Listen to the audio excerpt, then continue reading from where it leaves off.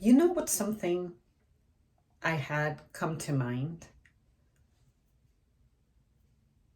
My evolution with social media being involved in my life. Also, trying to remember a time before that was a thing. Say, remembering a time before I had my phone, and eventually when it became a smartphone, all of that. So, in this topic, I'm going to sort of speak about my history with so much access to being online and what I have observed about how it has affected me and changed me, but also as someone who's introverted and I spend more time observing others, even really far away on the sidelines. Like, say, I'm in a stadium, most people like the seats that are closer to a show. I'll be that person on the last row, way back there, way up there, looking down on all of you. For starters, I remember that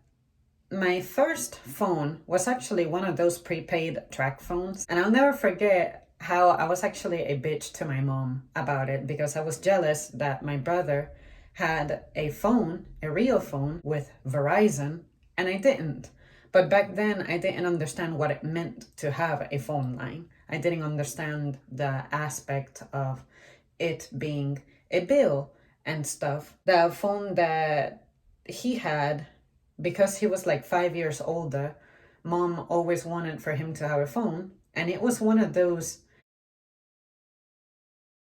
Nokia ones that they only had one color backlight and you could only dial numbers and maybe even text, but usually texting wasn't part of the plan. And it was the letters were part of the numbers. I forget what you called that keyboard, but basically, number two has ABC, number three has the rest of the letters continue along with the numbers. Well, when mom got me my track phone, I remember vividly, I told her, I think this phone is going to be off for the rest of my life because it had so many limitations.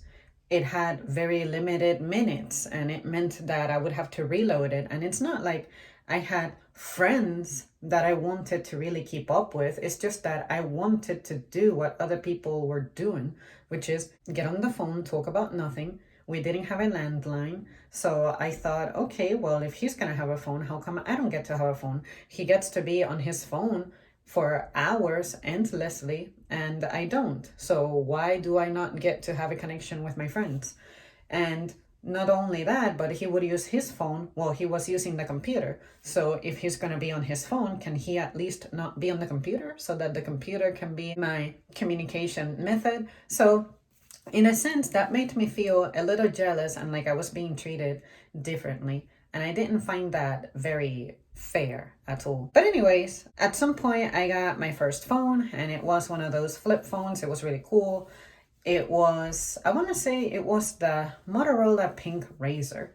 And I remember that I felt like I was a big deal because that was a really popular phone. And I remember that I kept overthinking about, do I want it pink? Do I want it silver? I don't even like pink, but I really want it pink. And stuff like that. I was just obsessed with that little phone. Or maybe I was obsessed with the idea of it. And then my first social media account, before we even described that as social media, it was MySpace. And MySpace was so the OG, and sometimes I miss it because when I say I miss MySpace, I think I miss the times that were associated with MySpace. It was like, okay, people were getting hooked to that, but it wasn't as bad as it was now.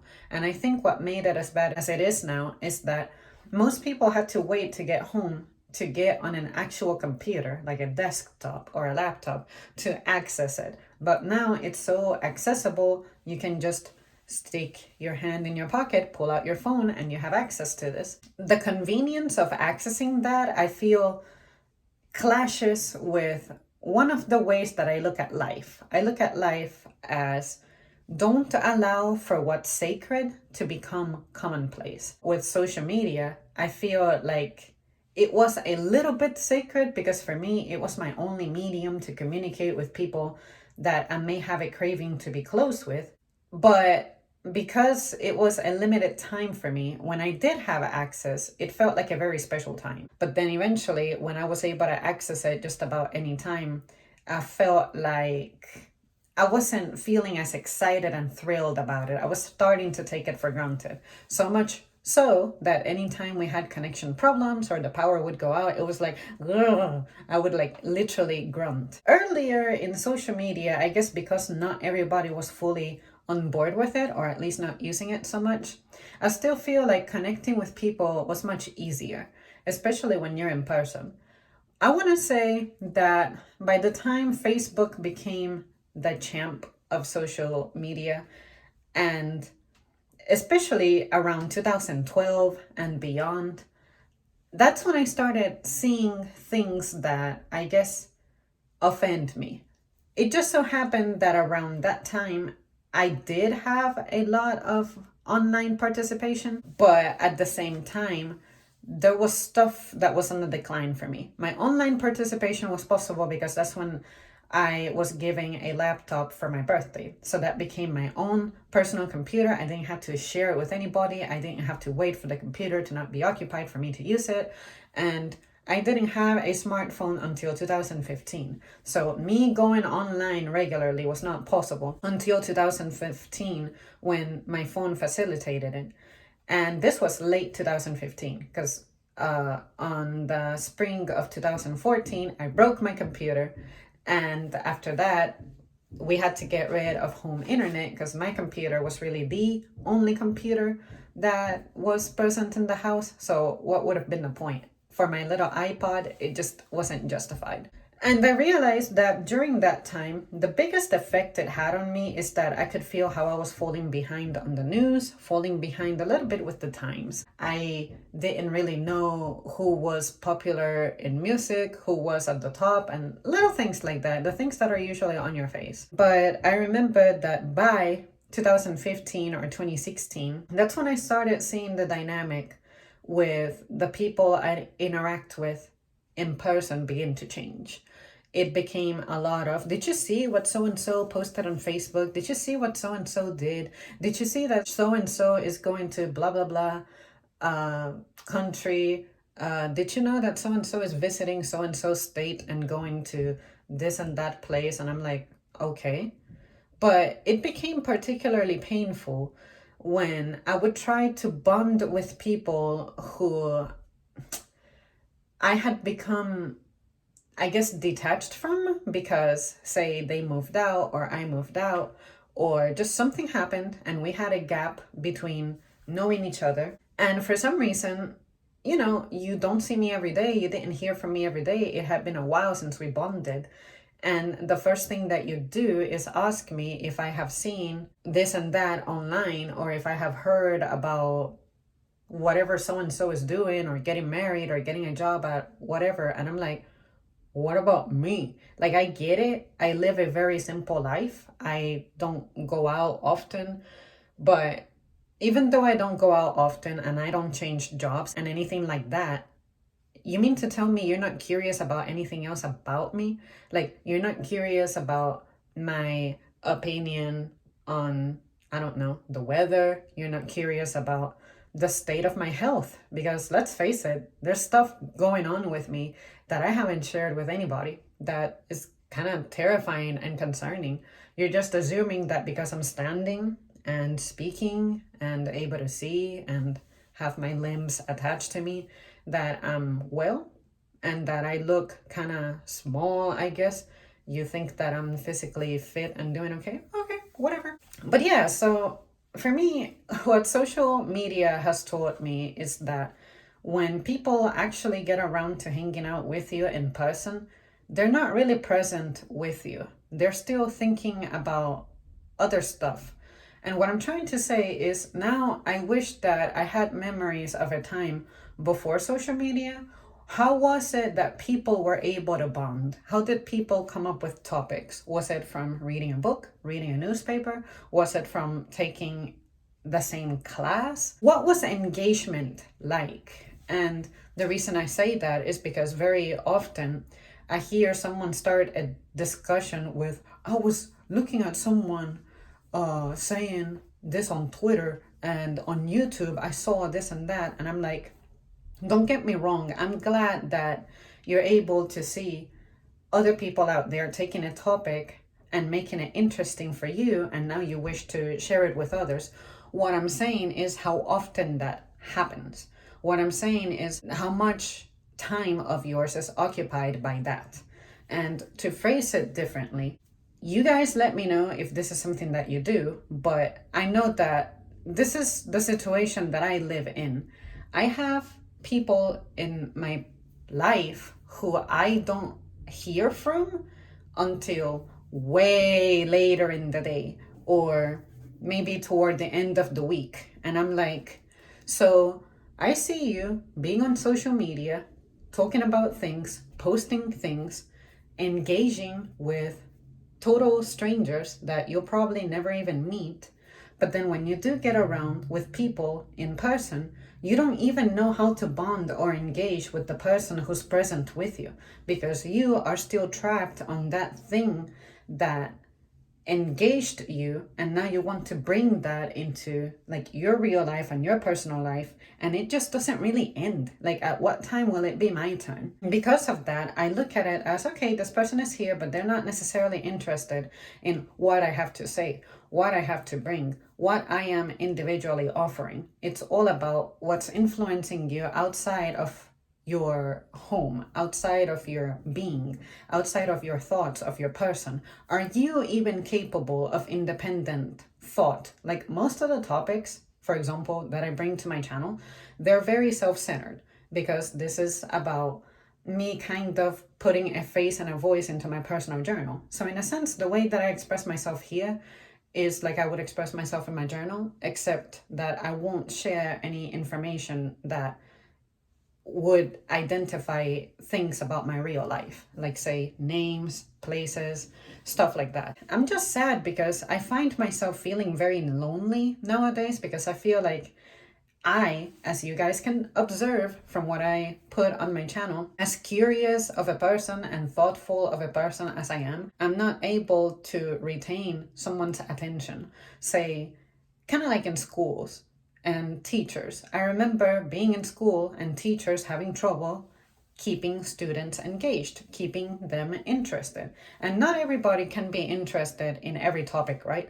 But just because I hated history class doesn't mean that I'm going to disrespect my teacher and display apathy and not do my work and become a disruption. I still went in there, I did my job, I passed my exams, I learned whatever I could, I retained whatever I could, and some of that I can even put into practice presently. But there are people out there who I observe try to make it a point that if they're not interested in something, that they absolutely will not develop any kind of resilience to stick to that. Like, your duty when you're in school is to attend the class, do your job, be engaged, retain what you can, learn what you can, and apply the knowledge. Boom, that's it. But now in person, I feel like that behavior is being seen as well in adults. It's like, oh, well, I'm at the job. This job is boring. This job doesn't engage me. This job lacks this, that, and the other. Therefore, I'm going to disrespect it.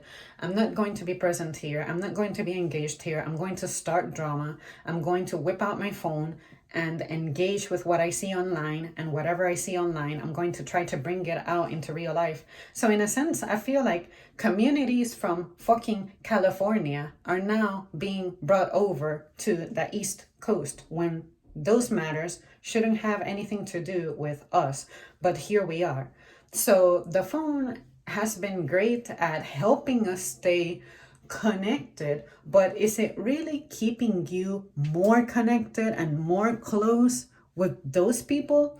Or is the cost here that the people who are genuinely close to you in person and you're supposed to be present for and engaged with, they are paying the price, because now you're bringing shit from other communities that have nothing to do with your present, and you're letting that affect you. You're letting those events, opinions, and thoughts affect you. That's the part that I feel makes me feel hurt because I'm like, okay, at what time do I get to engage as an individual my age with individuals their respective ages, and I start learning shit from them? There's nothing that I can say about my personal life that I can be like, oh yeah, I am qualified to direct people on this matter. Like, say, if I were thrown into the woods, I wouldn't know how the fuck to survive there.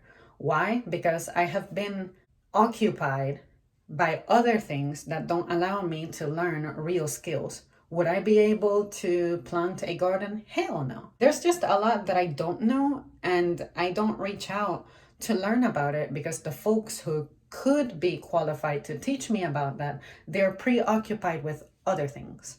It's like they keep that skill to themselves, but they're not prepared to teach it because they're more present socially on other things. See what I mean? For me, social media, it was fun in the beginning, but now as time passes, I feel like it keeps me more detached and more far away from people, because even when I do make an effort to get close with someone, it's like they're not there for me. They're not focusing on me. Are you scared of focusing on me? Are you scared of me or what I think, what I bring, what I feel? And then unfortunately, when I bring that up, depending on who it is, this person may become very defensive about it. And I just don't get it. Is that normal? Is that something you guys experience? Is that something that maybe you are a perpetrator of?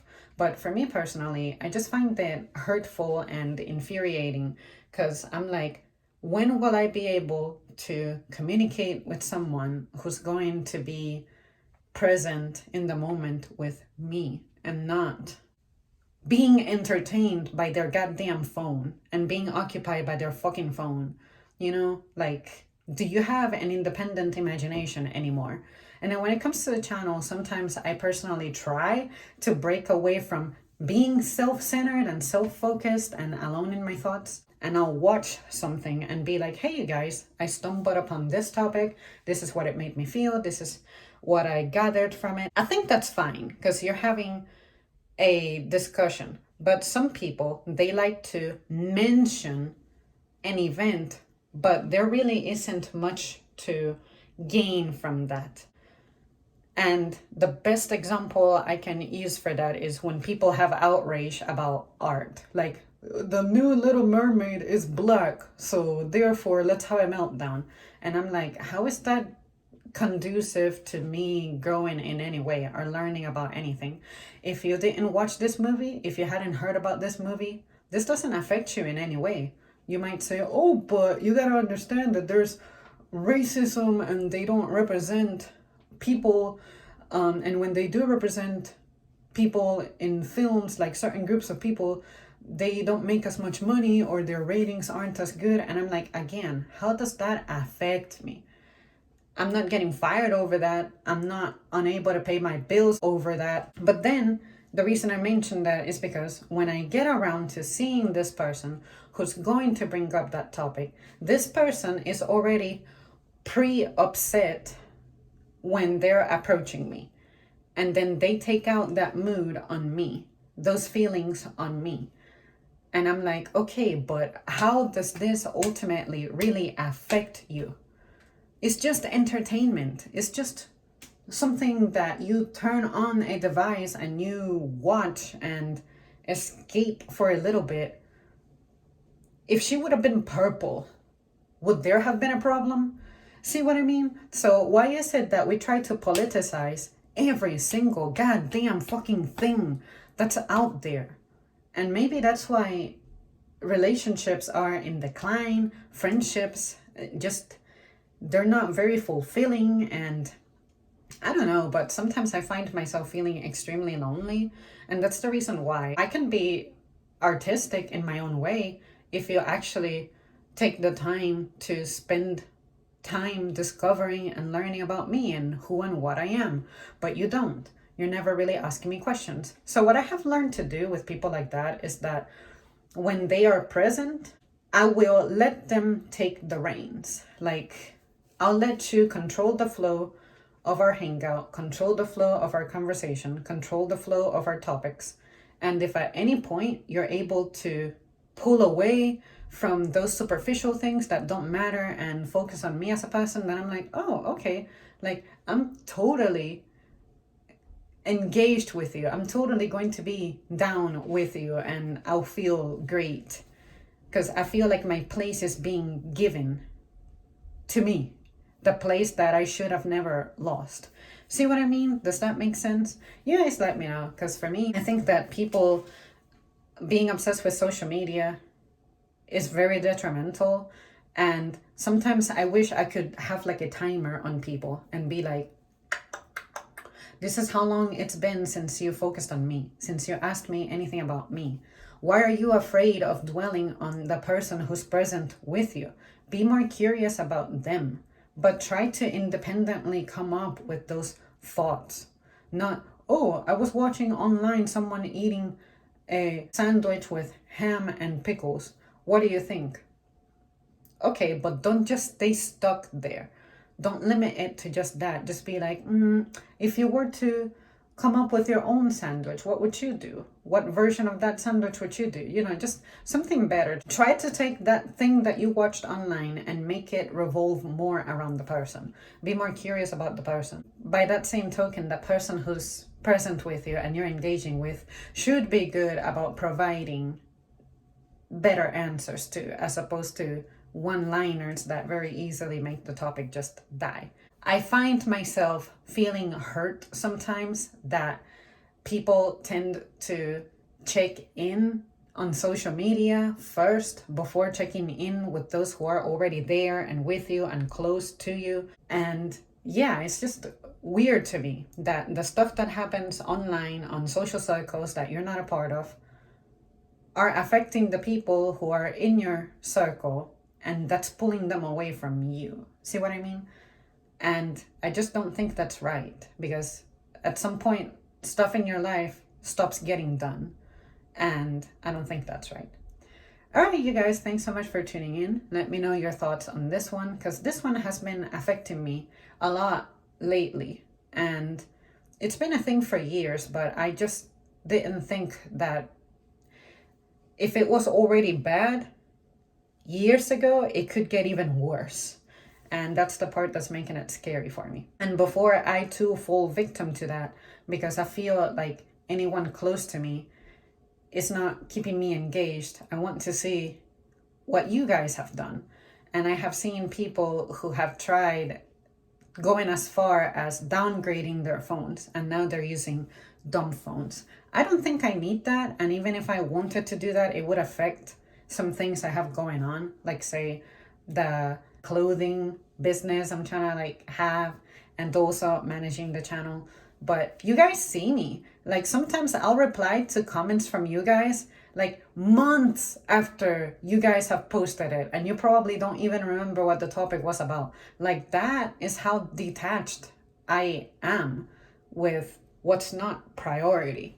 But you guys, don't be offended. I'm not trying to say that I don't care about you guys or you guys are not important. I'm just letting you know that outside of here, I have a real life that I'm trying to live, but I'm trying to live it with other people. But sometimes I find it difficult to live it with that other people because that other people are not present in real life.